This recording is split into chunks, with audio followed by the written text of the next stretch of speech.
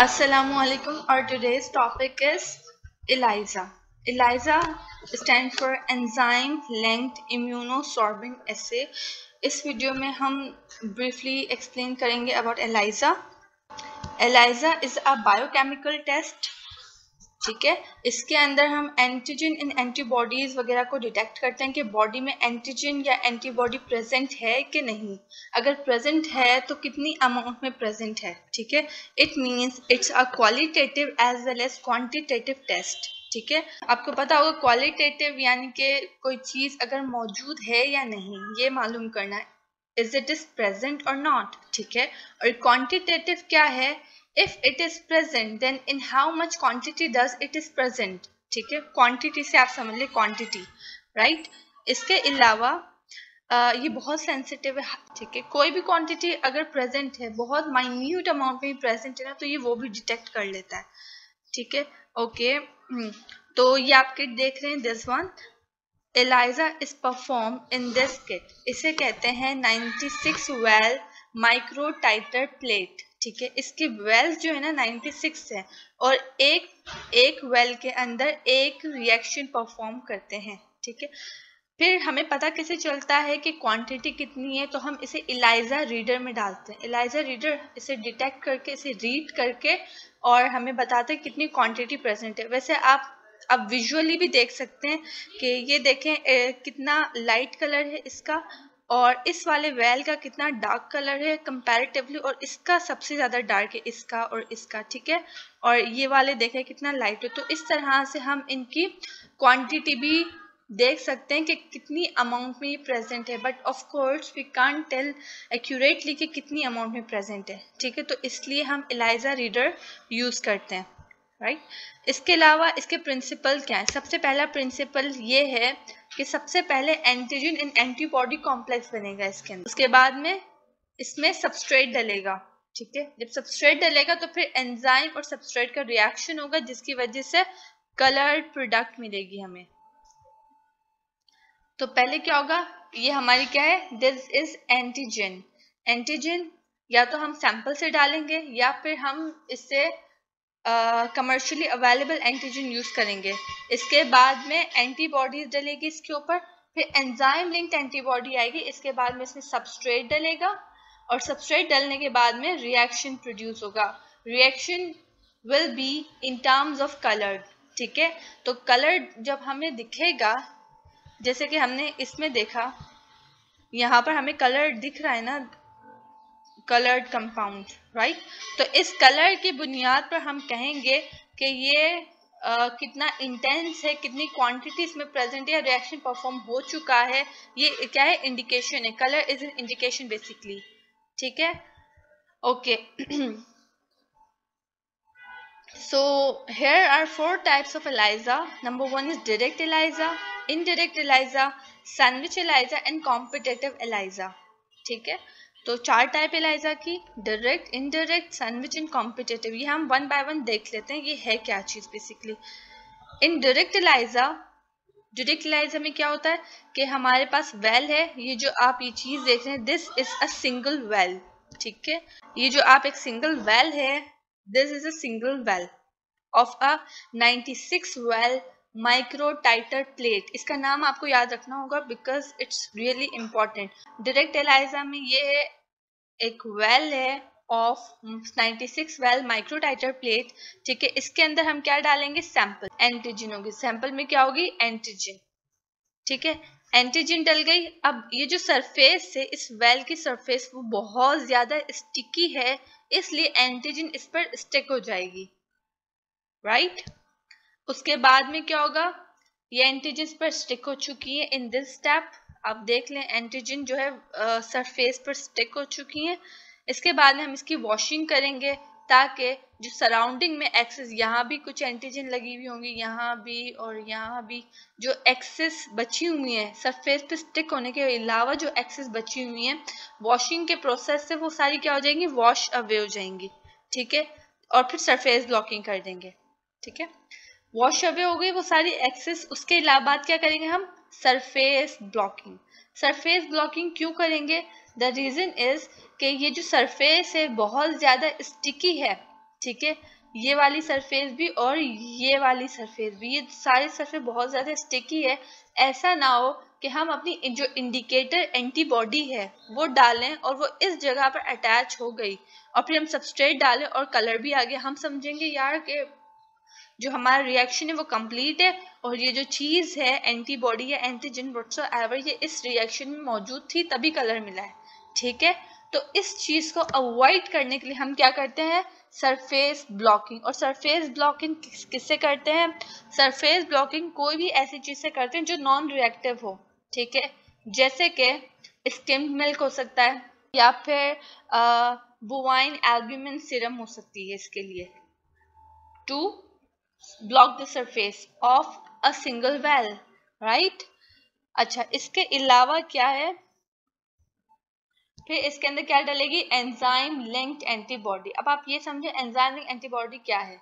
Enzyme linked antibody ये है कि जो एंटीजन हम देख रहे हैं ना उसके लिए हमने एक एंटीबॉडी कमर्शियली अवेलेबल है, वहां से हमने परचेज की है और उसमें यूनिक बात यह है कि उसके साथ क्या एंजाइम लिंक्ड हुआ हुआ, अटैच हुआ हुआ एक एंजाइम। ठीक है, तो यहाँ पर एंजाइम भी अटैच हो गया हमारे पास, एंजाइम लिंक्ड एंटीबॉडी।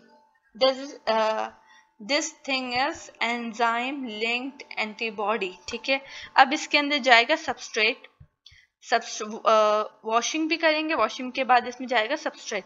ठीक है, अब सबस्ट्रेट डालने के बाद इसे हम थोड़ी देर के लिए क्या करेंगे, छोड़ देंगे और इसे छोड़ने के बाद हमारे पास जैसे वेल में कलर प्रोड्यूस हुआ था उस तरह का ये कलर आपको मिल गया। ठीक है, राइट। अभी कलर जो हमें मिला है ये हम इससे इलाइजा रीडर में डालेंगे और फिर वो हमें एक्यूरेटली बताएगा कि हम क्या करना है फिर। अच्छा, जो एंजाइम हम लगाते हैं, एंजाइम जिससे अटैच होता है, ये एंटीबॉडी है, एंजाइम से अटैच, वो नॉर्मली कौन सी होती है, हॉर्स्टेडिश पेरोक्सीडेज एंजाइम होगा या फिर एल्केलाइन फॉस्फेटेज होगा। ठीक है, कौन कौन से दो एंजाइम है हमारे पास, इनसे लिंक। अब जो सबस्ट्रेट डलेगा वो फिर इसके हिसाब से ही डलेगा, जो पेरोक्सीडेज है तो इसमें हाइड्रोजन पेरोक्साइड डल जाएगी और फॉस्फेटेज के हिसाब से कोई भी फॉस्फेट वाला सबस्ट्रेट डल सकता है। ठीक है, now next is indirect ELISA. Indirect ELISA की क्या क्वालिटी है कि ये जो हमारा वेल है इसके ऊपर एंटीजन ऑलरेडी अटैच्ड होती है, तो इसकी प्लेट अलग से हमें मिलेगी। 96 वेल माइक्रोटाइटर प्लेट है उसकी, वो हमें यूनिकली अवेलेबल है फॉर दिस रिएक्शन। इसके अंदर क्या है, जो एंटीजन है वो ऑलरेडी स्टिक है टू द सरफेस और इसकी सरफेस ब्लॉकिंग भी हुई है ताकि हम इसमें जो एंटीबॉडी डालेंगे वो सरफेस से अटैच ना हो जाए। राइट, ओके, तो इसके अंदर हमने डाला सैंपल। अब हम उसमें क्या देख रहे हैं, अब हम उसमें एंटीबॉडी देख रहे हैं। डायरेक्ट एलाइजा में हमने एंटीजन चेक की थी। ठीक है, और इनडायरेक्ट में हम एंटीबॉडी चेक कर रहे हैं। ठीक है, इसमें सैंपल डाला, सैंपल के बाद में हमने इसको इंक्यूबेट किया, वॉशिंग की, वॉशिंग के बाद में इसके अंदर हम डाले एंटीबॉडी के बाद में हमने एंजाइम लिंक्ड एंटीबॉडी डाली, उसको इंक्यूबेट किया। ठीक है, उसके बाद में हमने इसकी वॉशिंग की और उसके बाद में हमें क्या मिला, सबस्ट्रेट डाल के कलर प्रोड्यूस हो गया इसके। Now sandwich ELISA. Indirect ELISA में एंटीजन कोटेड होती हैं और सैंडविच एलाइजा में क्या है, एंटीबॉडी सरफेस से कोटेड है। ठीक है, नाउ इसके अंदर हम सैंपल डालेंगे, सैंपल में ऑब्वियसली एंटीजन होगी। ठीक है, उसके बाद में हम इसको इंक्यूबेट कर देंगे।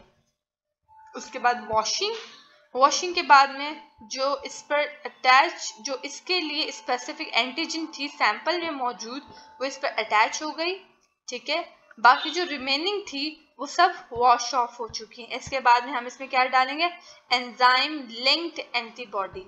एंजाइम लिंक्ड एंटीबॉडी हमने इसमें डाली और वो अटैच हो गई। ठीक है, इसके बाद में हमने इससे वॉशिंग की ताकि जो एक्सेस एंजाइम लिंक्ड एंटीबॉडी वो वॉश अवे हो जाए। इसके बाद हमने इसमें सबस्ट्रेट डाला, सबस्ट्रेट डालने के बाद में कलर्ड प्रोडक्ट मिला हमें, द रिएक्शन इज कंप्लीटेड। ठीक है, after that now competitive ELISA. तो कॉम्पिटिटिव एलाइजा करने के लिए सबसे पहला जो काम है that is sample preparation.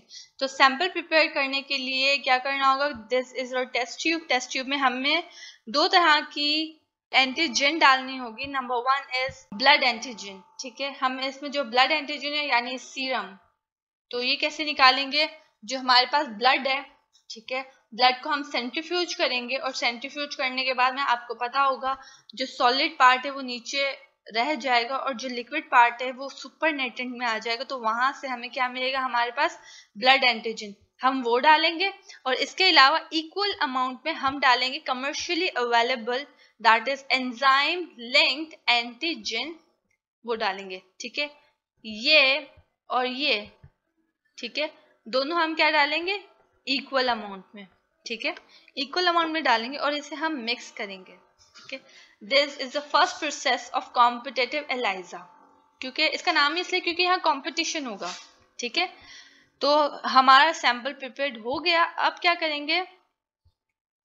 This is a well of 96 well microtiter plate. Microtiter plate का एक वेल मौजूद है यहाँ पर और जो एंटीबॉडीज है उससे कोटेड है, ठीक है। इसके अलावा सरफेस ब्लॉकिंग भी हुई है, राइट। अब क्या होगा? इसके अंदर हम डालेंगे सैंपल। सैंपल में क्या मौजूद है? एंटीजन। ये वही सैंपल है जो हमने यहाँ बनाया था, ठीक है। यहाँ बनाने के लिए अब हमने इसमें एंटीजन डाल दी, ठीक है, सैंपल डाल दिया। मतलब अब इस सैंपल में commercially available enzyme linked antigen भी है और जो सैंपल है ब्लड सैंपल उसकी भी एंटीजन मौजूद है। इसके बाद में हमने इसे इंक्यूबेट किया, वॉश किया, तो क्या हुआ? यहाँ पर एंटीजन लग गई, ठीक है। जाहिर सी बात है सैंपल में जो ज्यादा एंटीजन होगी वही बाउंड करेगी ना, ठीक है। तो यहाँ देख लें जो ये वाली है जो सिंगल है, ठीक है, these are the blood sample antigen. और जो ब्लू चीज जो लगी हुई है जिसके साथ, this is enzyme linked to an commercially available antigen, ठीक है। तो यहाँ आप देखें जो 3 एंटीजन थी सैंपल वाली वो अटैच हो चुकी हैं। इसके अलावा जो ये लगी हुई है एंटीजन कमर्शियली अवेलेबल वो सिर्फ एक लगी है, राइट। तो अब क्या होगा? इसकी वॉशिंग करेंगे। जो एक्सेस होगी, ये एक्सेस है कहीं पर अटैच नहीं हुई, दिस वन, ये क्या हो गई? वॉश अवे हो चुकी है, राइट। नाउ इसके अंदर सबस्ट्रेट डालेंगे, ठीक है।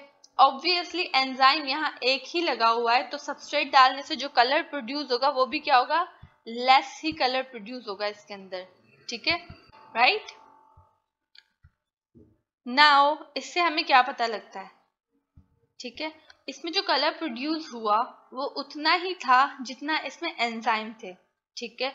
अब एक एंजाइम लिंक एंटीजन लगी है इस पर, तो क्या हुआ?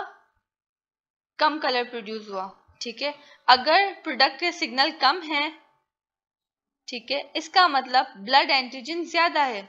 यहाँ पर एक लगा हुआ है ना, इसका मतलब भाई देखें, आप ये देखें कि अगर ये एक लगा हुआ है ना, यहाँ पर एक ही एंजाइम है तो सिग्नल भी क्या कम ही मिलेंगे, ठीक है। एज कंपेयर अगर ज्यादा एंटीजन लगी हुई होती कमर्शियली अवेलेबल वाली तो ज्यादा सिग्नल मिलते हैं, ठीक है। तो अब इसका कंपटीशन जो है इससे था, ब्लड एंटीजन से।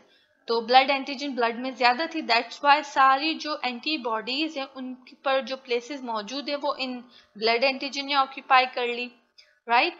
और जो कमर्शियली अवेलेबल थी वो कम थी मुकाबले में, ठीक है।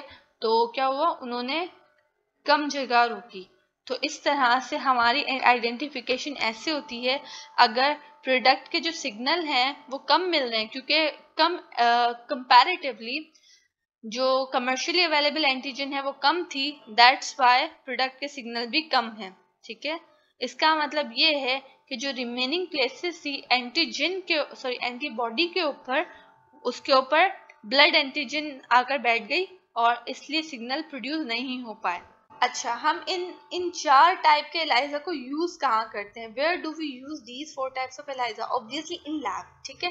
कोई अगर वायरस की कोई एंटीजन आ गई है या फिर कोई बैक्टीरियल एंटीजन आ गई है बॉडी के अंदर, in order to check that thing, तो हम क्या करते हैं? एलाइजा परफॉर्म करते हैं। एलाइजा बहुत ही ज्यादा सस्ता और बहुत ही क्या कहते हैं टिकाऊ प्रोसेस है, इजी टू डू है।